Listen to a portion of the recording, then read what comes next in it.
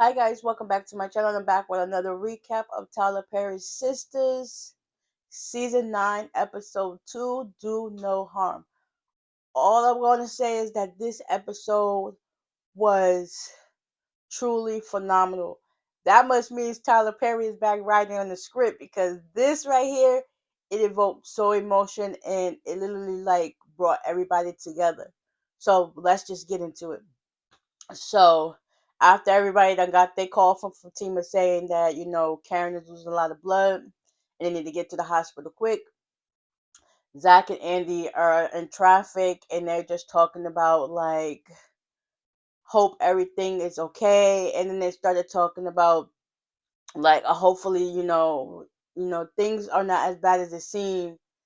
And they was just rushing to hurry to get there because they were stuck in traffic for like over 2 hours. And then we got Danny beeping her horn at somebody saying, "Go, just go." Like it's hard to do in a blackout. Trust me, I've experienced it before, and it's no joke. Like you're just basically stuck until you make an inch of movement. So she was honking at the person in front of her. Meanwhile, the person in front of her happens to be Sabrina. And the crazy thing, you can hear her saying, "Move, B," in the background once they got to Sabrina. She's on the phone talking to Maurice about what happened with her Rich and Penelope and her. So he was just like, yeah, da da da da. And she's like, listen, he's calling her in the midst of talking to Marisa, and he was like, "Answer." She's like, "No, he's not getting no more of my time. It's time for me to move and do a change, and it's gonna start with me." He was like, "Period." It sounded like some self help book. So after I don't know how Sabrina ended up getting there after Danny, and she was in front of Danny. But anyways, nonetheless, Danny did get out her car, and she went up to say, "Who is this be?" And it comes to have to be Sabrina, so she ended up walking back to her car and got in it. And then there was an accident right in front of Sabrina, so honestly, I can see why. But then again, yeah, eventually Andy and Zach gets to the hospital. They asking like where they're gonna get to go. Just so happens they see Fatima walking down the hall. She gives Zach a hug. She gives Andy a hug, and they just like, "What's going on with Karen?"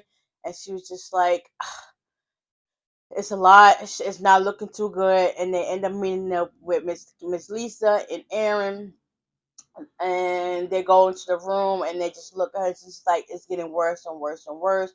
By this time, Danny done made it to the hospital.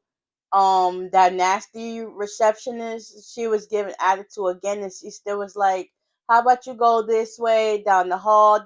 I still don't know where to go. Just so happened, Fatima walks up again, helps save her, and they figured out where to go, and they went to the room.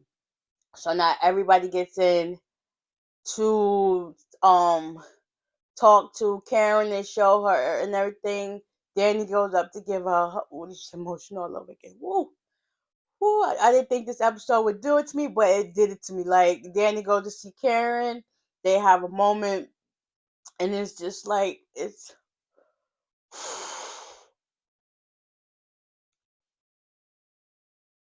so hard to see somebody that you actually love and care about it in that situation, and it's like there's nothing you can do about it. And then you got this dismissive doctor coming in saying like, "Oh, how are you feeling?" And she's saying like there's something wrong and you're not taking any more precaution or concern to see what's really going on. You didn't even check underneath her to see if she was wet or anything. You just stuck your hand underneath there and was like, "Oh, it's supposed." She was like, "It hurts," and he was like, "Yeah, it's supposed to." No, it's not. Like when somebody said they're in pain, you're supposed to see like what you can do next to try to prescribe some pain medicine or whatever the case may be.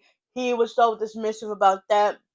And then finally Sabrina shows up and she gives everybody a hug and she asks Fatima like what's going on. And it's just like she's not looking too good. She's getting worse and worse by the minute.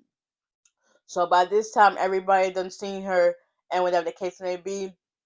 By this time they're in the waiting room for Fatima because nurse Rhonda comes in, the black one. Kudos to her. She comes in and she lets you know that y'all can only be two at a time. So, y'all got to sit out in the waiting room or whatever the case may be. So, while they're sitting out there waiting, Fatima just happens to go find somebody else, happens to be a black doctor, Dr. Vaughn, and she relayed her concerns about Karen to him. And he was like, "Okay, I'm going to go check her when I can." He goes in, and then him and because they're all scared at this point, because it's like this is something that's not right. Like even the normal pregnancy, even though stuff can go wrong, but that right there was like, no, that's you should have been more on it. So him and nurse Rhonda, they ordered an ultrasound. They go in to check the babies. By this time, it's just the mom. No, it's I think it's Andy and Aaron. Somebody's in the room, and they like, what's going on? And Dr. Vaughn went over her stomach twice to make sure, like, okay, I'm hearing what I'm hearing. And because at first, one point, Karen couldn't hear her heartbeat of the baby, so it was like that was a concern. And the doctor was so dismissive about this. So then Dr. Vaughn did that, and they conferred, like, yeah. So he was like, I'm going to be back. I'm going to go get go relay this information to Dr. Cruz. When he goes to relay the information to Dr. Cruz, Sabrina pulls up and she overhears them talking, and it was just like, Dr. Cruz was so dismissive. He was like, I'm head of obstetrics, and you're just a 4-year resident. So what you doing gonna have some consequences. And basically, Dr. Cruz is like, just let her be. She gonna deliver them twins vaginally.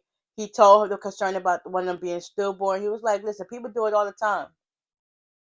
When it's a baby having a complication, regardless of what it can be, mild to minor, that's a call for emergency C-section. Like, what the heck? Your dismissive, no concern behind is worried, like, about nothing. And even when he told him, he was just like, okay, and so then after that, Dr. Vaughn, after the other girls, they seen him in the hallway, Sabrina and Andy, because Sabrina ran back and told him what was going on.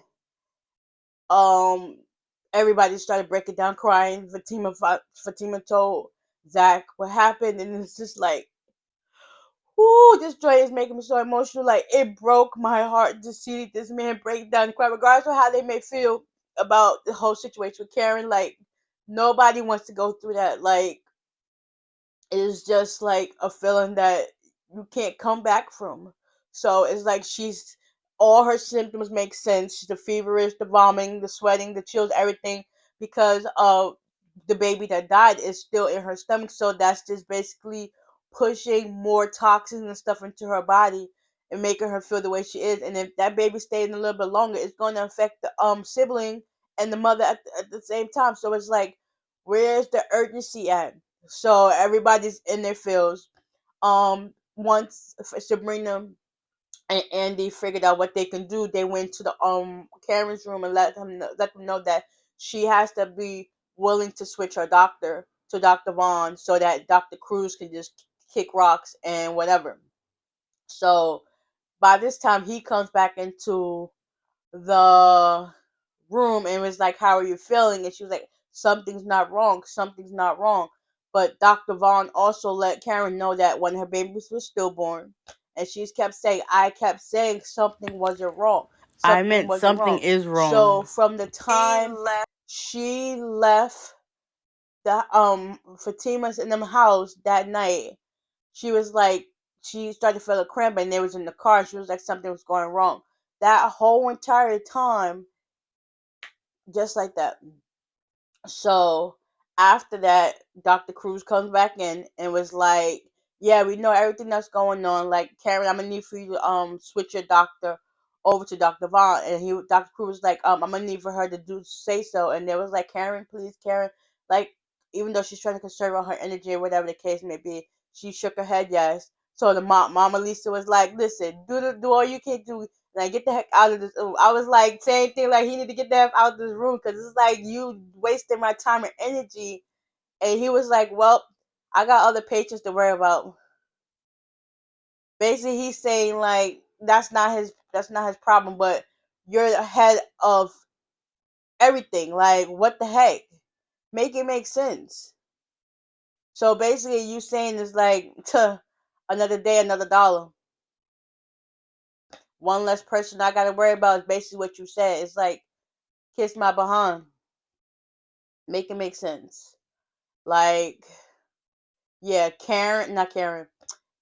Fatima, Zach, and Danny was outside the room when he stepped out, and it was like Fatima was like, "Karma is a bee," and Danny was like, "Yeah," and I'm worse than Karma. Like, oh, they not playing by her carrying. No matter how they felt about the whole situation, that right there, her village is about to come through. Andy about to sue the heck out of this hospital. And Dr. Cruz, you think that's something too? And then the fact you threatening the only black doctor that actually, well, he's not a doctor, but intern, only doctor that showed some concern. Like, what the heck? Oh, it's on and popping. Like, I literally can't wait for next week's episode.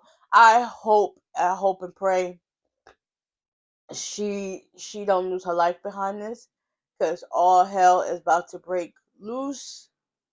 Prayers for Karen and the baby. Like, oh my gosh, oh my god, I can't. This one, it really got to me. Like, oh my gosh. Whew, whew. Mm. So, with that being said, hopefully you guys enjoyed this recap, and I'll see y'all in the next one. Bye.